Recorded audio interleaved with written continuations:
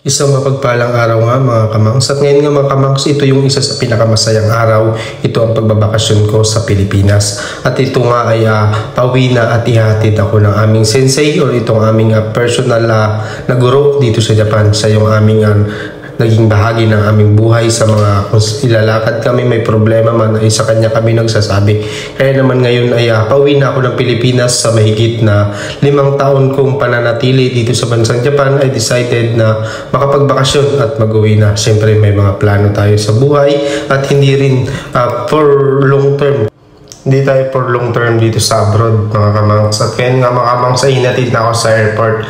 And this is my first time na 5 taon nga bago ako nakauwi ng Pilipinas. At ito nga bago tayo uwi ay sinamahan muna akong kumain ng aming sensei. Dito kumain sa ramen food. Ayan, baka daw nagugutom na ako.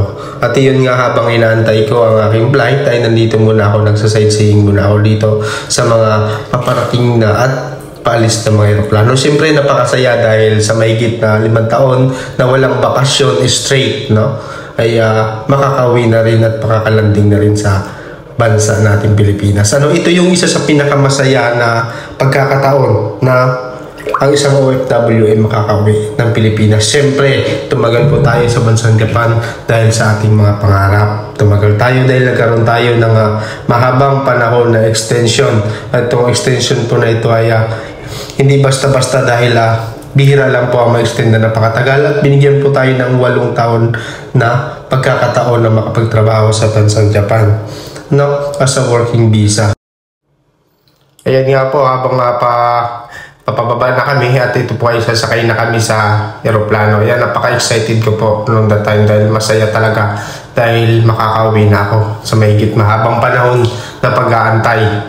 Ayan, at pagtitiis ay makakauwi na po tayo sa bansa natin Pilipinas. Ito yung isa sa pinakamasaya at pinaka-exciting. May malungkot din na pagkakataon sa isang OFW dahil minsan iniisip nila sa mahigit 5 taon na kanilang pinagtrabahuhan, meron bang naitabi, meron bang naiipon, meron bang napuntahan ang 5 taon na pagtatrabaho sa abroad, no? Dahil napakahirap po ang mag-abroad, mas lalo kung ikaw ay pamilyadong tao na, kung ikaw ay may mga anak sa Pilipinas na tinitiis mo at umalis ka dahil sa iyong kahirapan sa atin sa Pilipinas, dulot ng mga utang, dulot ng kahirapan na para makasuporta sa pamilya, makapagpaaral ng mga kapatid.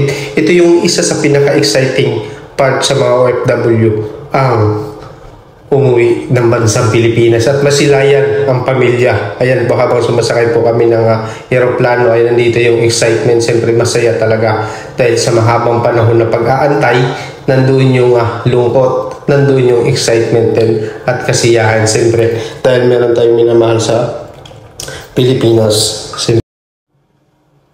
Siyempre nandito din yung kasiyahan, nandito rin yung lungkot. Ayan po, at papasakay na mostly ay mga OFW.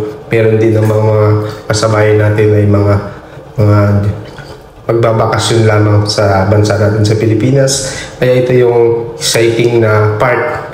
At ito po ay lumapag na nga sa NAIA International Airport at bumaba na kami sa aeroplano at ito na nga po ay nag-aantay na ng ating sundo.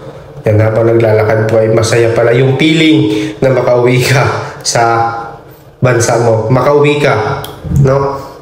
At nandito yung kasiyahan habang naglalakad. Siyempre, on the time sa akin ay sumundo sa akin ay yung tiyuhin ko lang dahil nga ay nasa probinsya yung aking mga magulang, mga kapatid. Ay hindi ko na sila pinapunta para sa labuhin ako dahil malayo. Dahil kami ay nasa Mindoro pa. Kaya sabi ko ay na lang ako, magko-commute. Ayan po. Napakasaya yung feeling na na uuwi ka na ng bansa natin. Ayan po. At as you can see naman, masaya talaga na makikita mo na